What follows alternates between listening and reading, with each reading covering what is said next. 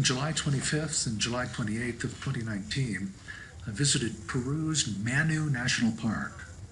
It is a long trip from Cusco to the park. I begin this video with footage of a small town we drove through on the way there.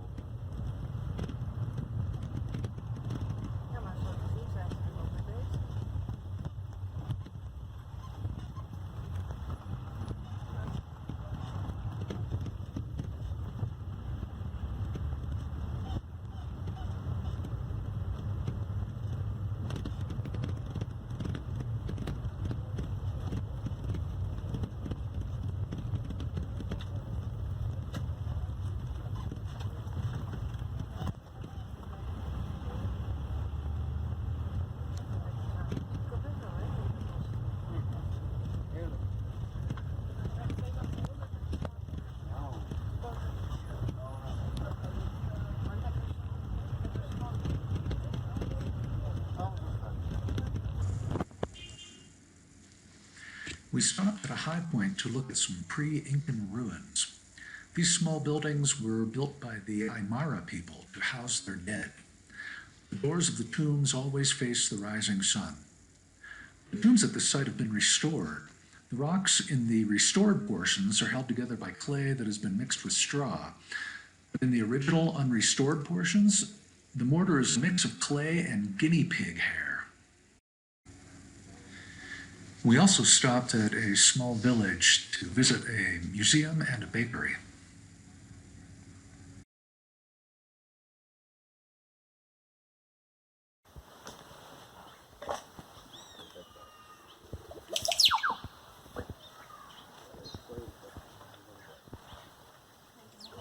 This is Michel, our extremely well-informed guide. He's an authentic naturalist. In this photograph, he's explaining the cultivation of coca leaves. The bush on the left side of the frame is a coca bush. At the end of the road, we boarded a boat to take us down the Madre de Dios River to the lodge where we spent 2 nights.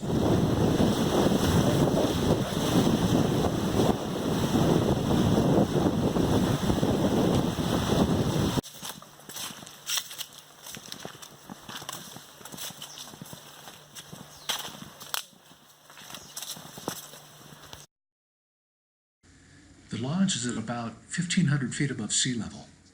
The Atlantic Ocean is almost 2,500 miles east, so the water of the Madre de Dios River falls only 1,500 feet over that distance.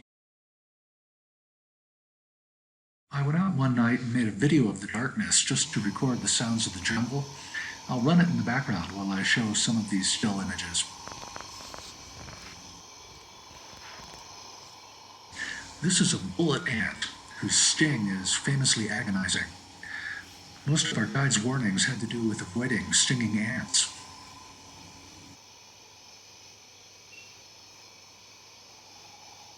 This is the base of a walking palm. According to Michel, if the seed of a walking palm tree germinates in a shady spot, the tree can use these roots to move up to 3 meters to a better location. I hiked with Michel and 3 young people to the base of an enormous ceiba tree. The buttresses that you see on some tropical trees are the result of very poor soil. Instead of putting down deep roots to stabilize themselves in soil that doesn't reward the effort, these trees produce buttresses that keep them upright and have very shallow root systems. So guys, right in the tree right here, you can see a leaf cutter ant carrying leaves. That's why We rode balsa wood boats on a shallow lake that is the home of a bird called the watzine. This bizarre bird is the only member of its family, the Opisthocomidae. Recent genetic testing shows that this is the last surviving member of a bird line that branched off in its own direction 64 million years ago, shortly after the extinction event that killed the non-avian dinosaurs. Its chicks have claws on 2 of their wing digits.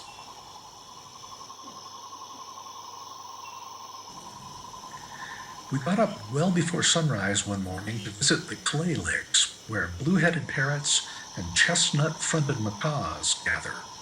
They need the minerals from the clay to counteract the alkaloids from unripe fruit they eat. My rented binoculars were a requirement here. I include a photo taken with my phone through the guide's telescope. It gives you a good idea of what we were able to see.